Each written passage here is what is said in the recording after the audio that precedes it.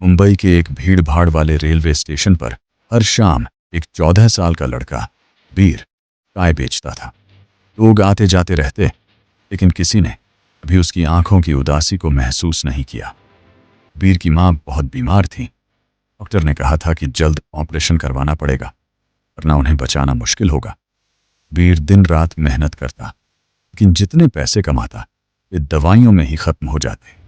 एक रात तेज बारिश हो रही थी। प्लेटफॉर्म नंबर 3 पर एक बूढ़े अंकल अकेले बेंच पर बैठे कांप रहे थे। सब लोग उन्हें नजरअंदाज करके आगे बढ़ गए। वीर अपनी आखिरी चाय लेकर उनके पास गया और बोला, अंकल चाय पी लीजिए, ऐसे कल दे दीजिएगा। अंकल की आंखों में आंसू आ गए। उन्होंने धीमी आवाज में कहा, बेटा मेरे पास अभी पैसे नहीं हैं। वीर हल्का सा मुस्कुराया। प्यास और ठंड पैसे देखकर थोड़ी आती है। अंकल ने चाय ली और चुपचाप वहां से चले गए। अगली सुबह जब कबीर अस्पताल पहुंचा तो डॉक्टर का व्यवहार अचानक बदला हुआ था। डॉक्टर ने कहा, ऑपरेशन के पैसे जमा हो गए हैं। किसी ने गुमनाम रहकर पूरा भुगतान कर दिया है। वीर हैरान रह गया। 2 दिन बाद वही बूढ़े अंकल अस्पताल आए। इस बार वे साफ सुथरे सूट में थे और हाथ में एक छोटा सा बैग था।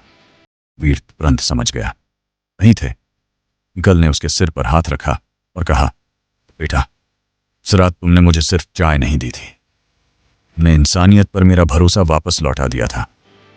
मैं अकेला पड़ गया था और सोचता था कि अब किसी को मेरी परवाह नहीं, लेकिन तुमने मुझे गलत साबित कर दिया।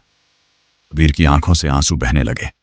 वह रोते हुए बोला, बस मेरी माँ ठीक हो जाए। अंकल मुस्कुराए और बोले, तुम्हारी माँ भी ठीक होगी और तुम्हारी पढ़ाई भी कभी नहीं रुकेगी। कुछ महीनों बाद कबीर फिर उसी स्टेशन पर खड़ा था, लेकिन इस बार चाय बेचने के लिए नहीं। वह स्कूल यूनिफॉर्म में था और अपनी माँ का हाथ पकड़े हुए था।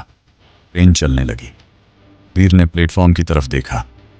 वही बूढ़े अंकल दूर खड़े मुस्कुरा रहे थे। कबीर की माँ ने पूछा, इसे देख रहे हो?